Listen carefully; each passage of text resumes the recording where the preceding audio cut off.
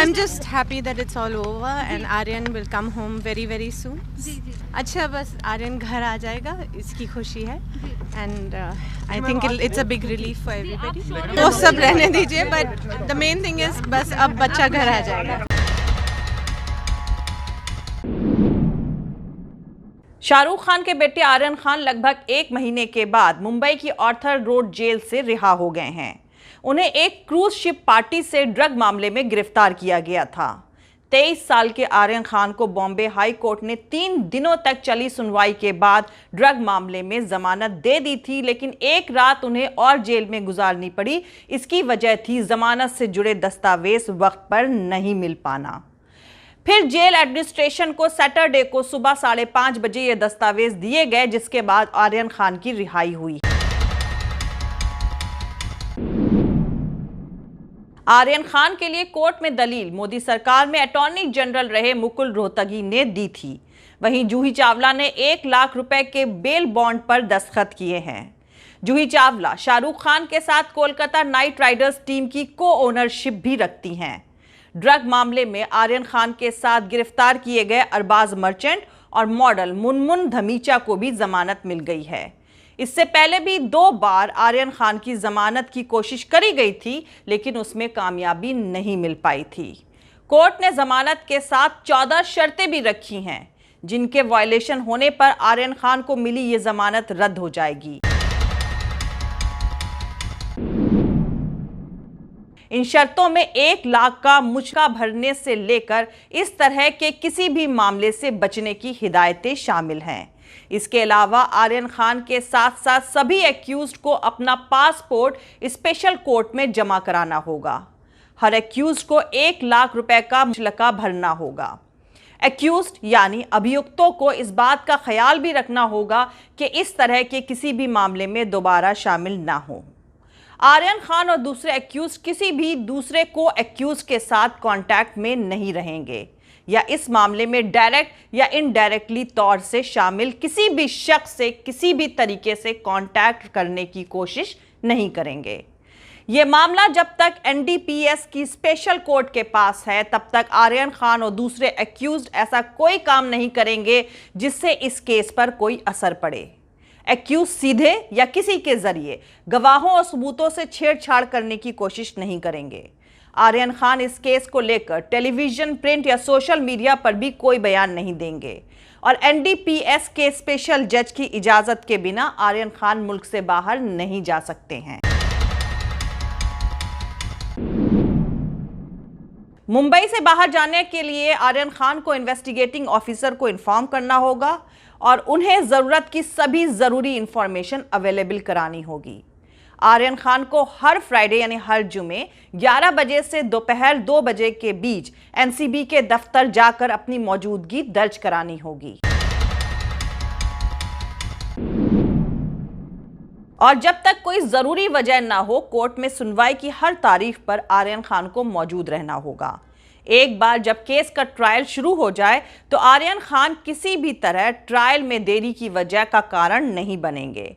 जब भी जांच के लिए एनसीबी आर्यन खान को बुलाएगी, उन्हें जाना पड़ेगा और इन शर्तों का वायलेशन होने पर यह जमानत रद्द हो जाएगी और उनको वापस आर्थर जेल में एक बार फिर आना पड़ सकता है. वैसे दोस्तों 1842 से 1846 तक बॉम्बे यानी अब का मुंबई के गवर्नर रहे सर जॉर्ज आर्थर के नाम पर बनी आर्थर रोड जेल, जिसे ब्रिटिश हुकूमत के दौरान 1925 से 26 में बनाया गया था, वो आर्यन खान के चलते एक बार फिर सुर्खियों में है. ड्रग्स के मामले में नारकोटिक्स कंट्रोल ब्यूरो यानी एनसीबी ने आर्यन को इसी महीने की शुरुआत में गिरफ्तार किया था. उसके बाद से उन्हें इसी आर्थर रोड जेल में रखा गया, जहां कई कुख्यात गुंडे, शार्प शूटर्स, मकोका के तहत गिरफ्तार क्रिमिनल्स अपनी सजा काट रहे हैं. कई फिल्म स्टारों, अंडरवर्ल्ड डॉन, राजनेताओं, उद्योगपतियों, आईपीएस ऑफिसर्स जैसे कई मशहूर लोग इस जेल की हवा खा चुके हैं. इन हाई प्रोफाइल कैदियों की वजह से ही ये जेल अक्सर सुर्खियों में बनी रहती है. इसे भारत की सबसे सेफ और सिक्योर जेलों में से एक माना जाता है. 26/11 हमले में शामिल अजमल कसाब का नाम भी इसी जेल से जुड़ा हुआ है आर्थर रोड जेल को देश की सबसे खतरनाक जेलों में से एक माना जाता है। इसकी वजह यह है कि यहाँ कैपिटल क्राइम के कई एक्यूज कैद हैं। यहाँ तक कि अंडरवर्ल्ड से जुड़े लोगों को भी यहाँ रखा गया है। 12 मार्च 1993 को हुए मुंबई बम धमाकों के accused underworld don Dawood Ibrahim, Chhota Shakeel, छोटा राजन और अरुण गवली के शार्प शूटर्स अभी भी इसी जेल में ही कैद हैं। आर्थर रोड जेल में दाऊद गैंग, छोटा राजन गैंग और गवली गैंग से जुड़े कई नाम इस जेल में कैद हैं और ये जेल के अंदर अपने वर्चस्व की लड़ाई में एक दूसरे के सामने भी आते रहते हैं। यहाँ कई बार गैंग वॉर की वारदात भी हुई है। ऐसी ही एक वारदात 2006 में भी हुई थी। जेल में बंद गैंगस्टर्स खाने की थाली और चम्मच को हथियार बनाते हैं। तब हुए इस हमले में अबू सलीम घायल हुआ था। गैंग वॉर की घटना की वजह से जेल के अंदर कैदी भी मारे गए। जेल में क्रिमिनल्स के पास मोबाइल फोन और ड्रग्स मिलने की खबरें अक्सर चर्चा में रहती हैं। इसी आर्थर रोड जेल में 12 साल से भी ज्यादा वक्त से मुंबई बम धमाकों के मामले की सुनवाई चल रही है। संजय दत्त जब हिरासत में थे तो उनको भी आर्थर रोड जेल में ही रखा गया था। सिक्योरिटी रीजन से मुंबई बम धमाकों की सुनवाई जेल के अंदर ही करी गई थी। जस्टिस पीडी कोडे ने इस मामले में संजय दत्त समेत 100 एक्यूज्ड को गिल्टी यानी दोषी ठहराया था। वो सब इसी आर्थर रोड जेल में कैद में रखे गए थे। बलात्कार के इल्जाम में गिरफ्तार हुए एक्टर शाइनी आहूजा भी इसी जेल में बंद थे। 2008 में मुंबई पर सबसे बड़ा आतंकी हमला हुआ था, जिसमें आतंकवादी अजमल आमिर कसाब को गिरफ्तार किया गया था। कसाब को आर्थर रोड जेल में बेहद कड़ी सिक्योरिटी के बीच रखा गया था। कसाब के लिए यहां हाई लेवल सिक्योरिटी बैरक बनाई गई थी। जेल में ही अदालत भी बनाई गई थी और सुनवाई के लिए कसाब को उसके सेल से स्पेशल कोर्ट ले जाने के दरमियान उसके भागने या जान से मारे जाने का खतरा था, इसलिए उसके सेल से सीधे अदालत तक जाने के लिए एक सुरंग तैयार करी गई थी। जब कसाब को फांसी की सजा सुना दी गई तब उसे यहां से पुणे की यरवदा जेल भेज दिया गया था। महाराष्ट्र की ठाकरे सरकार में मिनिस्टर छगन भुजबल भी जब मनी लॉन्ड्रिंग के केस में गिरफ्तार किए गए थे तो उन्हें भी यहीं रखा गया था। 1842 से 1846 तक बॉम्बे, जो अब का मुंबई है, उसके गवर्नर रहे सर जॉर्ज आर्थर के नाम पर इस जेल का नाम रखा गया है। इसे ब्रिटिश हुकूमत के दौरान 1925 से 26 के बीच में बनाया गया था।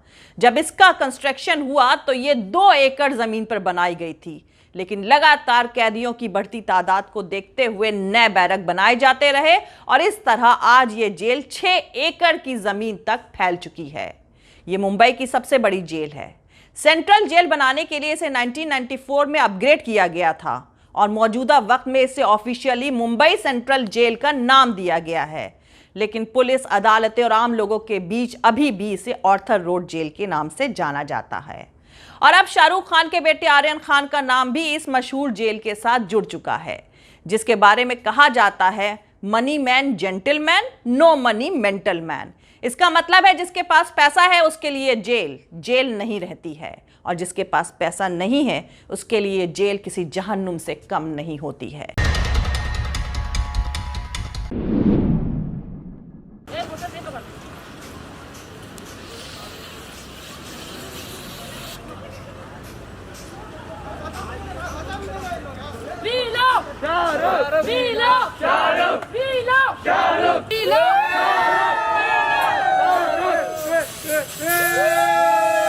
I'm just happy that it's all over and Aryan will come home very very soon. अच्छा, बस आर्यन घर आ जाएगा, इसकी खुशी है and I think it's a big relief for everybody. वो सब रहने दीजिए, but the main thing is बस अब बच्चा घर आ जाएगा। जय हिंद, सत्यमेव जयते, अल्लाह हाफिज। दोस्तों, हमारा पूरा वीडियो और दूसरे और वीडियोस देखने के लिए हमारा YouTube channel political Tamasha with doctor Arshi को सब्सक्राइब करके वहां पे लगी बेल आइकॉन को जरूर दबा दें ताकि आपको हमारे आने वाले हर वीडियो की अपडेट्स मिलती रहे। और दोस्तों, अगर आपको हमारा काम पसंद आता है, हमारे वीडियोस पसंद आते हैं तो www.patreon.com/dr अर्शी खान पर जाकर डोनेट करके आप हमारे काम को सपोर्ट कर सकते हैं। दोस्तों, अगर आपको हमारा वीडियो पसंद आता है तो लाइक और शेयर करना हरगिज नहीं भूलें। आप हमें फॉलो भी कर सकते हैं हमारे ट्विटर, इंस्टाग्राम और फेसबुक पेज पर। मेरा ट्विटर हैंडल है @arshi Aziz Khan. Thank you, मिलते हैं अगले वीडियो में।